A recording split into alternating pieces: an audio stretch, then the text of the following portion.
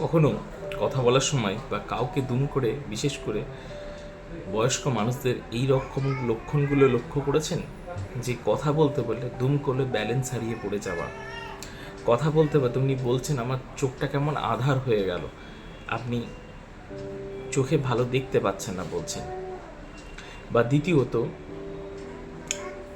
কথা বলতে বলতে বা কথা বলতে বলতে এক সাইডের মুখটা আস্তে আস্তে বেঁকে যাওয়া, একদিকটা একটু ঝুলে পড়া, হাত ওঠাতে না পারা, কথা বলতে গিয়ে তোতলে যাওয়া, যেটাকে স্লারিং অফ স্পিচ বলে, এইগুলো যদি লক্ষণ হয়ে থাকে, এইগুলো উপেক্ষা করবেন না। এইগুলো কিন্তু ভেতরে স্ট্রোক বা সেরিব্রোভাস্কুলার অ্যাক্সিডেন্ট হয়ে থাকতে পারে। This is Tom. He's about to experience something life-threatening, a stroke. To understand what's happening, let's take a look inside Tom's brain. A stroke occurs when blood flow to the brain is interrupted, depriving it of oxygen and nutrients. Without oxygen, brain cells begin to die within minutes. This is why strokes are so dangerous. When blood flow is interrupted, the body quickly shows signs like facial drooping, arm weakness, and speech difficulties. During a stroke, time is crucial. The longer the delay, the more brain cells are lost. This is what happens during a stroke. Know the signs. Act fast. Every second matters. নমস্কার, সকলকে সুচেতনার আর একটা নতুন পর্বে স্বাগত। আজকে খুব একটা গুরুত্বপূর্ণ এবং ইন্টারেস্টিং টপিককে নিয়ে কথা বলব, সেটা হচ্ছে স্ট্রোক বা সেরিব্রোভাস্কুলার অ্যাক্সিডেন্ট।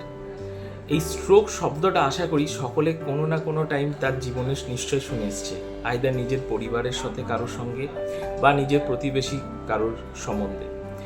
তো এই স্ট্রোক নিয়ে অনেক কিছু জিনিস অজানা আছে এবং অনিশ্চয়তা আছে। যেখানেই অজানা অনিশ্চয়তা থাকে, মানুষের মধ্যে আতঙ্ক, ভয় একটা তৈরি হয়। তো আজকে আমি টপিকটা এই কারণেই সিলেক্ট করা, যাতে মানুষকে এই ব্যাপারটাতে একটু সচেতন করা এবং কিছুটা জানান দেওয়া যে স্ট্রোক কেন হয়, কিভাবে প্রেজেন্ট করে, আমরা আগাম বুঝবো কী করে, এবং তার এফেক্টসগুলো কী, কেন এত লং লাস্টিং পার্মানেন্ট হয় বা দীর্ঘস্থায়ী হয়, এবং তার চিকিৎসা থেকে ধরনটা কীরকম, এই সব নিয়ে কথা বলতে আজ এই ভিডিওটা তৈরি করা। আশা করি একটু মন দিয়ে শুনবেন, সকলের ভালো লাগবে আশা করি এবং উপকৃতও হবেন। স্ট্রোক কেমন করে প্রেজেন্ট করে তার একটা ভিডিওর মাধ্যমে আমি একটা ক্লিনিক্যাল প্রেজেন্টেশন আপনাদেরকে আমি দেখাবো। Now he's been wanting to put garlic chives in everything. Well, not everything. Dad, the side of your face is drooping. Mom? It's probably nothing. Dad, are you okay? You're slurring. Why are you slurring? Raise your arms up in the air for me. Dad, are you okay? Gracie, call 911. I just Honey? Oh, Dad! Tim! I need an ambulance to 7th floor Tim! Avenue. Tim, look at me, I don't know Gracie. what Tell them to hurry. Tim, Look at me. Look at me, Tim. Mom, what do I tell I don't know. I think he's having a stroke. I think my dad is having a stroke. Tim, what's going on, baby? My husband. He. I think he's cold. Are you cold, honey? Are you cold? Okay. Gracie. See, Gracie's gonna come, sweetheart. We're just gonna go. We're just gonna go in the ambulance right now. We're gonna go to the hospital. Okay? Okay. Huh? I'm right here. I'm right here. Gracie, meet us there. I'm right here. I'm right here. Okay. Okay, here we go. You just stay right here. You just stay and breathe. Just breathe. Tim? Tim?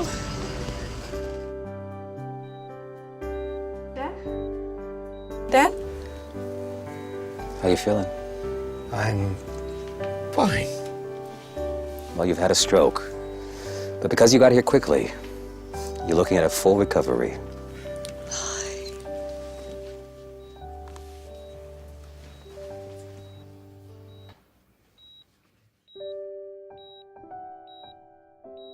Stroke কি বা সেরিব্রোভাস্কুলার accident কি? এটাকে বলা হয় একটা focal neurological deficit.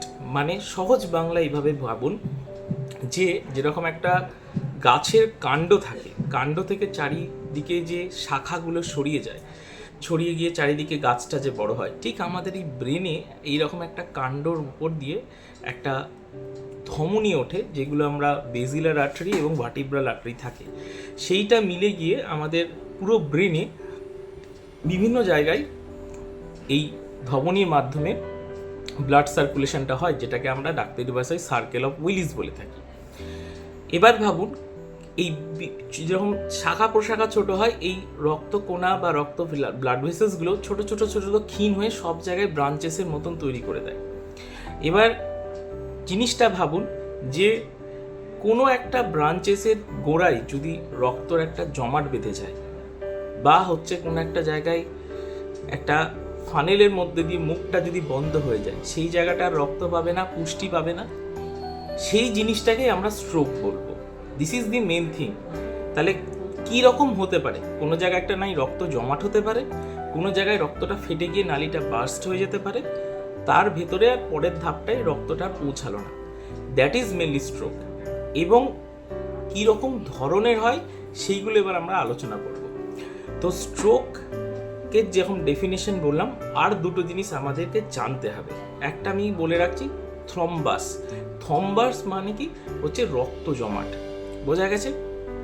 Embolus, embolus মানে কি কোনো একটা পদার্থ, ঠিক আছে, যেটা চারিদিকে রক্তনালী দিয়ে ঘুরে বেড়ায়, দিয়ে গিয়ে জমাট করতে পারছে। তাহলে এম্বোলাস আর থ্রম্বাসের তফাৎটা কোথায়? থ্রম্বাস হচ্ছে রক্ত জমাট, যেটা ওইখানেই তৈরি হচ্ছে, আর এম্বোলাস হচ্ছে যে কোনো কিছুর জমাট। সেটা কি কি হতে পারে? একটা রক্ত জমাটও হতে পারে, একটা বায়ুর বা বাতাসেরও হতে পারে। দেখবেন ওই আমরা অনেক সময় নিশ্চয়ই দেখেছি ইঞ্জেকশনে এরকম টোকা মেরে মারতে দিয়ে আমরা পুশ করে দেখি ইঞ্জেকশনটা বেরোচ্ছে কিনা, ওই ছোট একটু যে বুদবুদ যে দানা, সেটাও কিন্তু এম্বোলাস হতে পারে। থার্ড কি হতে পারে? ফ্যাট এম্বোলাস, মানে চর্বি কণা বা কোলেস্ট্রলের কোনো কণা। তো এই ব্লাডের এম্বোলাস, দ্বিতীয়ত হচ্ছে এয়ার এম্বোলাস বা হচ্ছে ফ্যাটের এম্বোলাস। এটাও যদি কোথাও গিয়ে আটকায়, সেই একই কাজ করবে, সেটাতেও স্ট্রোক হতে পারে। তো মূলত যদি আমরা স্ট্রোককে ডেফিনেশন ওয়াইজ ভাগ করতে চাই, মেনলি স্ট্রোক হয় মেনলি 3 থেকে 4 রকমের। প্রথম যে স্ট্রোকটা সবচেয়ে কমন, এটাকে বলে ইসচেমিক স্ট্রোক। ইসচেমিয়া কথাটা মানে কি? রক্ত সঞ্চালন যেখানে কমে গেছে, তাই নিউট্রিশন পাচ্ছে না। তো ইসচেমিক স্ট্রোকে কী হবে? রক্তর ওই দানাটা দিয়ে ওই জায়গাটা বন্ধ হয়ে যাবে, ঠিক আছে। তাহলে তার মধ্যে কি হতে পারে? একটা থ্রম্বোটিক স্ট্রোক, মানে হচ্ছে থ্রম্বাস, মানে যে রক্ত জমাটটা ফর্ম করে গেছে। কোথায় কম করে? যেই আর্টারিগুলো বা ধমনীগুলো নর্মালি খুব পাতলা হয়ে গেছে। কোথায় হয়? যাদের কোলেস্ট্রল বেশি। তাই জন্য কি হয়, কোলেস্ট্রল যখন দেওয়ালটা ব্লাড ভেসেলের গায়ে লেগে যায়, যখন রক্তটা যায়, তখন কি সমস্যাটা হয়? ওইখানে আঘাত লাগতে লাগতে একটা রক্ত জমাট তৈরি হয়ে যায়। তখন যে মুখটা বন্ধ হয়ে গেল, সেটাকে বললো থ্রম্বোটিক স্ট্রোক। এটা হচ্ছে ইসচেমিক স্ট্রোকের আন্ডারে। আর একটা কি ইসচেমিক স্ট্রোকের আন্ডারে আসবে? That is embolic stroke. এম্বোলিকে এই যে রক্ত জমাট কোনো হার্টের ভালভের ডিজিজ বা কোনো অন্য জায়গা থেকে এলো, বা ধরুন কোনো জায়গায় অ্যাক্সিডেন্ট হলো, সেখানে বাতাস ঢুকলো ব্লাডে, সেইটা একটা এয়ার এম্বলিজম হলো।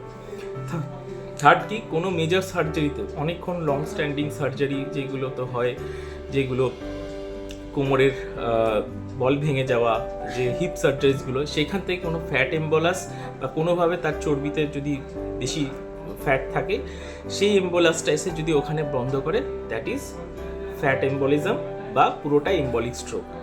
তো কি বুঝলাম? ইসচেমিক স্ট্রোকের আজ থ্রম্বোটিক হতে পারে, এম্বলিক হতে পারে, এবং এখানে কি কোনো কিন্তু রাপচার অফ ব্লাড ভেসেল হয় না, মানে রক্তক্ষরণ কিন্তু হয়নি। তাই জন্য সিটি স্ক্যানে যে রক্তক্ষরণ হচ্ছে না, তার মানেই যে স্ট্রোক নয়, সেটা কিন্তু বলা যাবে না। বোঝা গেছে? সেকেন্ড ক্যাটাগরি হচ্ছে কি? হিমারেজিক স্ট্রোক। হিমারেজিক স্ট্রোকটা আমরা কি বলতে চাই বা বলি, আমরা বলে থাকি, এইখানে ভাবুন কোনো রক্তর নালীর মধ্যে দিয়ে ব্লাডটা যাচ্ছিল, যাদের ইউজুয়ালি এটা যাদের প্রেশার বেশি হয়, প্রেশার ওষুধটা খানি, সেইখানে কি হয়েছে, ব্লাডটা এতটাই গিয়ে গিয়ে রক্তনালীটা পাতলা হয়ে গেছে, ফটাস করে ফেটে চারিদিকে রক্তটা ছড়িয়ে গেছে। এইটাকে বলে হিমারেজিক স্ট্রোক। এইটা আমরা বয়স্ক মানুষদের বা যাদের দেখতে পাই, ইউজুয়ালি এইখানে কি হয়, ম্যাক্সিমাম পেশেন্টরাই হাইপার টেনশন বা প্রেশারের রোগী হয়। তখন একটা জায়গায় গিয়ে ভেসেলটা ফেটে যায়, দিয়ে তারপরে এই জিনিসটা হিমারেজিক স্ট্রোক তৈরি হয়। এবার বাই ডেফিনেশন স্ট্রোক আমরা কি বলবো? যদি এই ডেফিসিট বা এই রক্ত সঞ্চালনটা যদি মোর দ্যান 24 আওয়ার্স হয়ে যায়, ঠিক আছে, তখন আমরা ইউজুয়ালি সেটাকে স্ট্রোক বলে থাকি। এবং স্ট্রোকের মতন যে একটা মিনি স্ট্রোক হয় সেটা 3 নম্বর স্ট্রোক, সেটাকে TIA বলি, ট্রানজিয়েন্ট ইসচেমিক অ্যাটাক। মানে কি হচ্ছে, স্ট্রোকের মতনই সিমটমটা হয়েছিল এরকমভাবে হঠাৎ করে, কিন্তু কিছুক্ষণের মধ্যে রিজলভ করে গেছে। মানে কি, জমাট যেটা রক্ত জমাটটা সেইখানে হয়েছিল সেটা কোনোভাবে ক্লিয়ার হয়ে যায়, সেটা রক্তের চাপে হোক বা নিজে থেকেই ডিজলভ হয়ে যায়। তাতে কি হচ্ছে, স্ট্রোকের একটা সিমটম এসেছিল কিন্তু সেটা মোর দ্যান 24 আওয়ার্স পারসিস্ট করেনি, তাই নিজে থেকে রিলিভড হয়ে গেছে। তো এইটা আমি মনে করি ভগবান আপনাকে দ্বিতীয়বার একটা সুযোগ দিয়েছে। তো এইসব মানুষের ক্ষেত্রে বিশেষ করে কোলেস্ট্রল, প্রেশার, এইগুলো খুব রেগুলেট করে রাখাটা খুবই জরুরি। ঠিক আছে। 4 নম্বর আর একটা স্ট্রোকের হয় যেটাকে সাব অ্যারাকনয়েড হিমারেজ বলে। এইটার পদ্ধতিটা একটু অন্যরকম। সেটা কি, যে ধরুন অনেক দিন ধরে সাইকেল আপনি চালাচ্ছেন, তো সাইকেল চালানোর পরে যখন টায়ারগুলো ওয়ার্ন আউট বা ক্ষয়ে যায়, দেখেছেন টিউবের পাশটা আলুর মতন পাতলা হয়ে ফুলে যায়, তাই না? ওই যখন পাতলা হয়ে ফুলে যায় তখন যে সমস্যাটা হয় আর কি, ওই কোনোভাবে চাপ পড়লে দুম করে জায়গাটা ফেটে যায়, ফেটে গিয়ে ব্লিডিং হয়। ঠিক এইরকমই আমাদের এই মানে মাথার ওই সার্কেল অফ উইজে কিছু জায়গাতে এই বেরিজ অ্যানিউরিজম বলে একটা জিনিস হয়। এই অ্যাবনর্মাল একটা ডাইলেট্রেশন একটা পাউচের মতন তৈরি হয়, যার দেওয়ালটা খুবই পাতলা। এবার দুম করে যদি কোনোভাবে চাপ পড়ে বা ইমোশনাল একটা ট্রমা হয় বা প্রেশার বেড়ে গেল, ওটা ফেটে গিয়ে রাপচার হয়ে গেল, তো তারপরে সেটা ব্লিডিং হয়ে গেল, সেই জায়গাটা আর ব্লাড পেল না, that also present a stroke. তাহলে স্ট্রোকের মেন 4টে ধরন, একটা ইসচেমিক স্ট্রোক যার মধ্যে হিমোরেজিক আর এম্বলিক, দ্বিতীয় হচ্ছে হিমোরেজিক স্ট্রোক, থার্ড হচ্ছে ট্রানজিয়েন্ট ইসচেমিক অ্যাটাক, ফোর্থ হচ্ছে আমাদের এই সাব অ্যারাকনয়েড হ্যামারেজ, যেটা বেরিজ অ্যানিউরিজমের জন্য।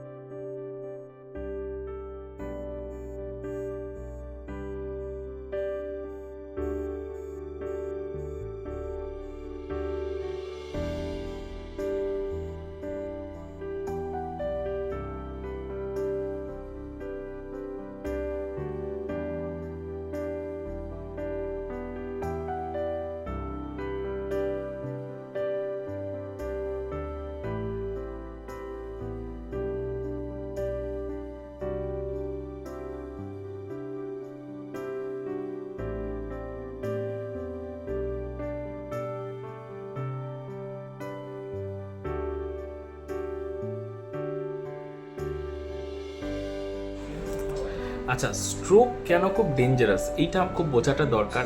আমরা পড়ে এসেছি বা যেটা সায়েন্স বলে যে ব্রেনের সেল বা কোষগুলো 4 থেকে 5 মিনিট অক্সিজেন ছাড়া বাঁচতে পারে না। যদি 10 মিনিটের হয়ে যায় ড্যামেজগুলো পার্মানেন্ট বা ইরিভার্সিবল, মানে ফিরিয়ে আনা যায় না। এই ক্ষেত্রে যখন স্ট্রোকের ম্যাক্সিমাম ক্ষেত্রে হয় রক্ত জমাট বা রক্তক্ষরণের জন্য 24টা ঘন্টা পেরিয়ে যায় ম্যাক্সিমাম ক্ষেত্রে, বিশেষ করে রক্ত নালীগুলো বা জমাটটাকে যদি না ঠিক করা হয় তখন এই ড্যামেজটা পার্মানেন্ট হয়ে যায়।